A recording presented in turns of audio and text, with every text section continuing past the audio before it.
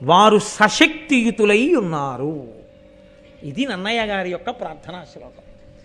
మనకి సంప్రదాయము అని ఒక మాట, మీతో నేను ఇందాక మనవి చేశానే, వేదంలో ఆచారము అని ఒకటి ఉన్నది అని. పూజ చేసేటప్పుడు శక్తియుతుడైన పరమాత్మనే పూజ చేస్తాం. అందుకే రాముడికి కూడా రాముడిగా పూజ లేదు, శ్రీరాముడిగా పూజ. ఆ శ్రీకారంతో కలవాలి. నారాయణుణ్ణి నారాయణుడిగా, లక్ష్మిని లక్ష్మిగా పూజ చెయ్యం మనం. అసలు లక్ష్మిని పూజ చెయ్యాలంటే ఆయన గుండెల మీద కూర్చొని ఉంటుంది ఆవిడ. లక్ష్మీం క్షీరసముద్రరాజతనయాం శ్రీరంగధామేశ్వరీం, ఆయన గుండెల్లో ఆవిడ ఉంటుంది.